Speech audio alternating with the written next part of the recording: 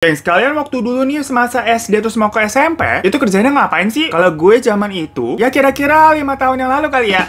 Itu kan hitungannya juga masih usia bocah. Ya ngapain lagi sih kalau misalkan nggak main PS atau main petak umpet sama main banteng? Lah ketahuan mainannya mainan lama. PS-nya juga PS1 tuh. Lah gimana katanya 5 tahun kemarin PS-nya masih PS1. Dulu tuh gue ingetnya mainannya Harvest Moon, terus Digimon Rumble Arena, Final Fantasy 8, apalagi ya? Poi Poi, BC Bashi yang gitu-gitu. Ada pada main nggak lu begituan? Ya tapi kalau diinget-inget itu termasuk masa-masa indah ya. Gimana nggak ada beban hidup? Gak usah mikirin besok bayar pay later pakai apaan. Abis ya kalian banyaknya nonton doang tapi kagak subscribe, kan kita jadi bingung mau check out keranjang Shopee kagak bisa karena nggak ada pundi-pundi tambahan. Tega lu. Nah terus waktu ketika kita nih mau masuk ke SMP, walaupun ngerasa nih diri udah agak dewasaan gitu ya, udah mulai naksir-naksiran tuh punya gebetan, mulai jerawat-jerawatan tuh muncul, jerawat-jerawat kangen. Ya tapi namanya zaman gue dulu SMP juga, ya namanya pacaran bisa dibilang udah biasa sih. Banyak banget tuh teman-teman gue yang pada pacaran. Ya kalau gue sih tapi ngeliatin doang begitu. Jadi nyamuk, nasib dari orok udah ngejomblo mulu ya. Ya tapi hari gini kayaknya banyak bocil-bocil nih Free Fire dari kecebong aja tuh udah berpacaran. Ya maksudnya sih jangan sampai pacaran itu kebablasan kayak kasus yang gue bakal ceritain kali ini. Dimana cerita ini tuh dialami oleh Alfie Patton yang merupakan seorang pria asal Inggris yang pernah menyandang sebagai ayah termuda di dunia pada tahun 2009. Yang bikin kasus ini tuh geger dan gak biasa adalah saat dia menyandang statusnya sebagai ayah termuda, berarti kan jadi ayah tuh punya anak ya, bukan cuman yang kayak orang pacaran panggilnya ayah bunda doang. Nah saat itu dia usianya masih 13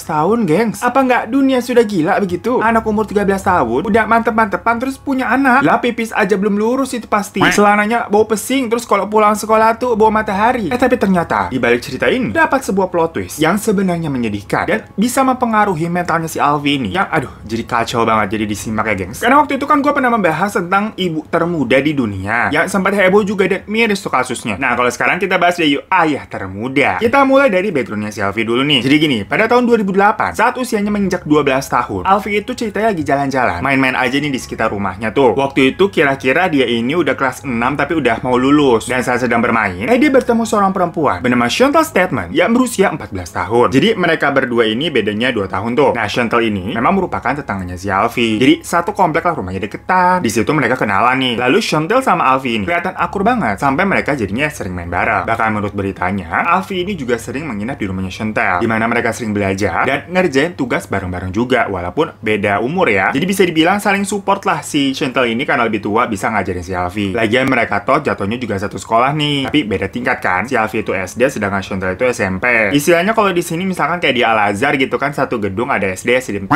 SMA. Dan meskipun Alfie sering menginap di rumah Chantal, sebenarnya saat itu orang tua mereka ini menganggap hal itu adalah hal yang biasa aja. Ya namanya anak-anak, walaupun cewek sama cowok main bareng nih, itu biasa. Apalagi konteksnya mereka ini kan belajar dan ngerjain tugas bareng, jadi positif gitu mikirnya. Didukung banget lah sama orang tua mereka, tanpa ada khawatir atau parno-parno kalau misalkan nanti takutnya anak mereka ini melakukan hal yang enggak gitu, nggak ada mikir ke situ. Pokoknya itu mereka positif thinking aja lah. Namun mereka nggak nyangka kalau kebebasan dan pemikiran positif yang orang tuanya berikan itu justru benar-benar positif bagi Chantal, alias maksudnya positif hamil. Karena ternyata di dalam kamar mereka ini berdua mantep-mantepan gengs. Ya ini juga mungkin karena mereka berdua masih bocah ya, yang mana mereka berdua ini semacam tidak begitu ngerti namanya pendidikan seks, semacam ya mau coba-coba aja gitu. Yang mana setelah 4 bulan mereka sering nempel-nepan tuh, tiba-tiba Chantal bilang ke Alfie kalau dia hamil 4 bulan dan itu adalah anaknya si Alfie. Ya Alfie waktu itu masih bocah, dengar begitu ya shock lah. Di usianya baru 12 tahun. Ya kali dia udah jadi bapak, tanggung jawab sama diri sendiri aja belum mampu gitu ya maksudnya. Duit jajan juga masih minta. Namun meskipun begitu, karena memang memiliki rasa tanggung jawab yang besar nih, si Alfie mencoba mencari informasi mengenai bagaimana sih menjadi bapak yang baik. Dan waktu Chantal ngasih tahu tentang kehamilannya itu, Chantal meminta Alfie untuk benar-benar merahasiakan kehamilannya dari siapapun. Ya udah Alfie setuju. Dan jadinya mereka ini berlaga atau berlaku nggak terjadi sesuatu ke orang-orang. Namun sebenarnya di balik semua itu, Alfie ini diam-diam juga jadi suami siaga loh walaupun masih bocah. Dimana dia nih nganterin Chantal ke dokter kandungan. Wah ini cukup mind blowing ya buat anak SD loh. Karena di sana itu memang ada semacam apa ya, rumah sakit gratis yang suka nanganin pasien-pasien anak di bawah umur akibat pergaulan bebas gitulah istilahnya, yang sangat menindak keras yang namanya aborsi. Nah pokoknya 1 bulan setelah persalinan tuh, ibu Alfie yang bernama Nicole Patton baru tahu kalau si Chantal itu lagi hamidun anaknya si Alfie. Kenapa jadi Bandung pakai P? Nah, akhirnya mau nggak mau orang tuanya Alfie tanggung jawab dong. Dan 1 bulan kemudian, itu tepatnya pada tahun 2009, bayinya lahir tuh dan diberi nama Messi. Saat itu Alfie kemudian dinobatkan sebagai ayah termuda di dunia dengan usianya 13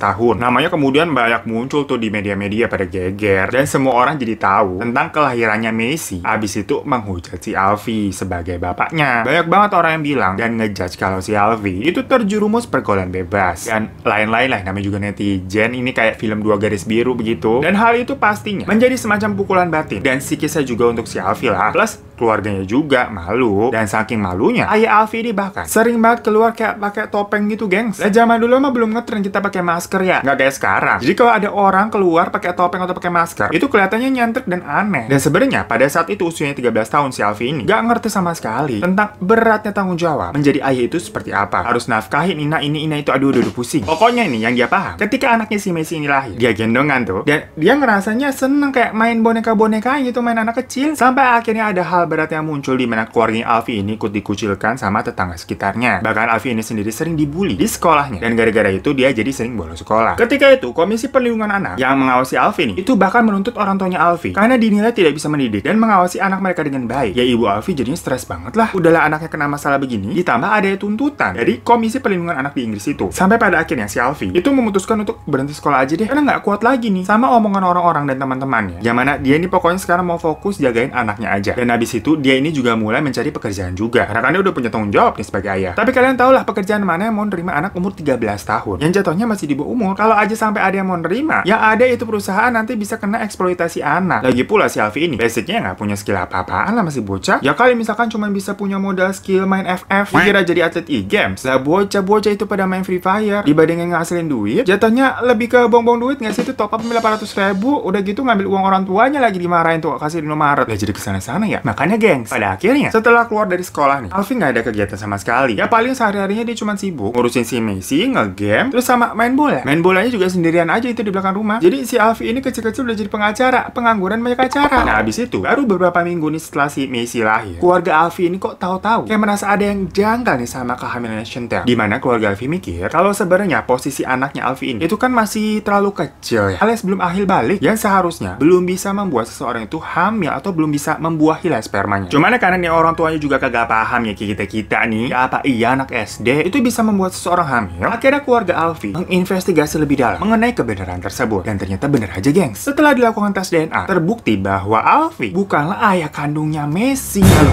berasa sinetron lagi nggak sih ini cerita? Jadi selama ini itu hanya sandiwara belaka. Dan keluarga Alfie yang melihat hasil tes DNA itu merasa lega dan senang banget, karena berarti nama baiknya mereka nih bisa balik lagi kan. Dari hasil tes itu, Chantal ini akhirnya disidang dong untuk mengetahui siapa nih orang yang sebenarnya menjadi ayah biologisnya Miss Messi. Ternyata si Chantal ini bisa dibilang apa ya, cabe-cabean gengs. Doi sering banget begituan sama banyak laki-laki. Dan saat itu aja sebenarnya nih Chantal juga nggak tahu siapa ayah kandungnya si Messi, karena waktu itu list kandidatnya kira-kira ada 7 laki-laki gengs, yang kemungkinan itu bapak kandungnya. Yolah itu 7 laki-laki pada kagak tahu, terus suruh tebak-tebak buah manggis apa. Ya udah akhirnya satu persatu itu dari 7 orang pada disuruh tes DNA, dan bener aja dari 7 itu ada yang satu yang cocok dong. Dimana laki-laki itu ternyata 1 tahun lebih tua dari Chantal yang bernama Tyler. Nah jadi menurut Tyler, Chantal itu emang udah sering banget ngajakin si Tyler buat gituan, tapi selalu ditolak sebenarnya. Nah pada suatu hari ini ada keadaannya si Tyler mabok karena lagi di suatu pesta. Nah Chantal yang ngeliat kondisi Tyler begitu lagi mabok nih, kesempatan langsung deh diboyong buat mantep-mantepan gitu. Jadi ini ceweknya lebih geragas, dan saat itu mereka memang melakukannya tanpa pengaman gengs. Dan pas tahu Tyler ternyata itu bapaknya, dia shock, dimana dia ngerasa takut dan belum siap untuk menjadi ayah. Soalnya usianya pada saat itu juga 16 tahun, masih di bawah umur juga. Sampai dia dan keluarganya itu menentang keras kalau mereka pokoknya nggak siap nih dan nggak mau menerima si Messi gengs. Idih,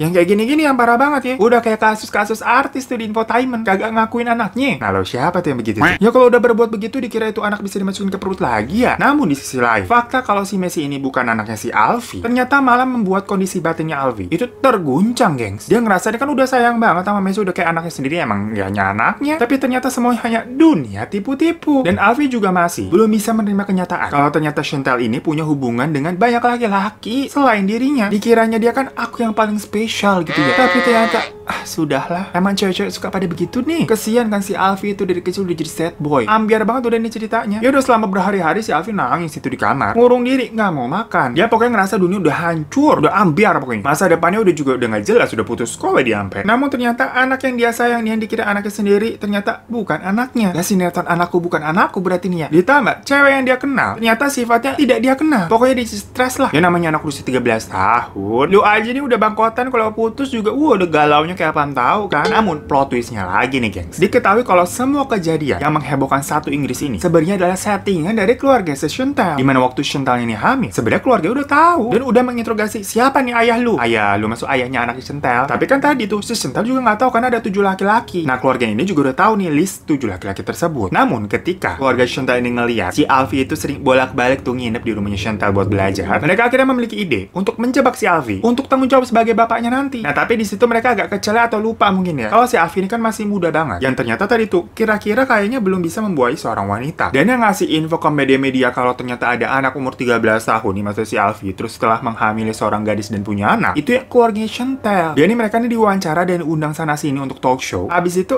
dapat duit. Ya semuanya ngalirnya ke keluarga Chantal. Jadi ujungnya udah gengs, ujung-ujungnya duit. Gokil lah ini ceritanya jahat bener berarti tuh keluarga Chantal. Udah ngerusak nama baik, ngerusak mental orang, sampai masa depan anak kecil nih demi keuntungan pribadi mereka. Mendingan mereka ini disuruh ngepet aja deh sekalian keluarga. Abis itu setelah semuanya kebongkar, keluarga Chantal akhirnya malu banget dong dan pindah kota mereka nih membawa bayi Messi. Dan semenjak saat itu kabar mereka nih bak ditelan bumi. Kayak orang-orang yang bener-bener hilang gak ada kabar gitu loh gengs. Soalnya pada saat itu pun si Alfie ini masih terus mencoba mencari tahu keberadaan mereka. Karena itu Alfie udah terlanjur sayang sama si Messi itu. Walaupun dia tahu pada akhirnya itu bukan anaknya. Tapi kayak gimana ya? Mungkin si Alfie ini tuh merasa kayak aku tak tahu hati ini harus menghindar, namun kenyataan aku tak bisa.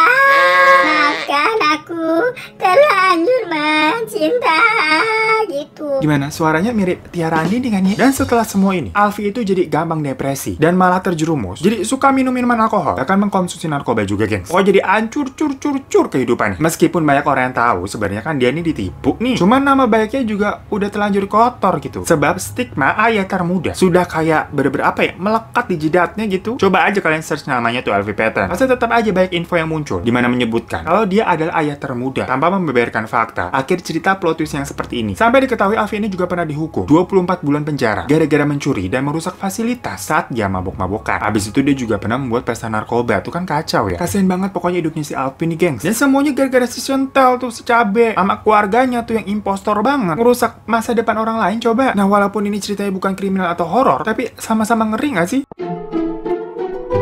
Nah gengs, dari sini tuh kita belajar kalau pesan-pesan dari orang tua, yang apalagi kayak ada ketimuran gimana cewek sama cowok, itu nggak boleh sekamar lah, lebih baik. Meskipun masih kecil juga, apalagi sampai ngenek ke depan, ternyata kadang ada benernya juga ya. Dan pendidikan seks di usia dini itu kenyataan juga penting banget. Biar sedari dini tuh udah aware aja lah. Biar jangan melakukan hal-hal yang bisa mengakibatkan menghancurkan masa depan. Tapi benernya lah gengs, cerita ini tuh dramanya ngalang-ngalain film 2 garis biru. Padahal itu aja udah film, udah perlu drama ya. Inilah ya kenyataannya lebih gila, plot twistnya lebih ngagetin. Ya pokoknya thank you semua yang nonton channel ini. Klik subscribe di bawah buat kalian belum, biar gue bisa check out belanjaan Shopee ini. Tapi udah subscribe, terima kasih banyak. Boleh minta like-nya juga. Dan jangan lupa juga follow Instagram gue @herotarifan. Sampai jumpa di kasus Mr. Sting selanjutnya. Dadah.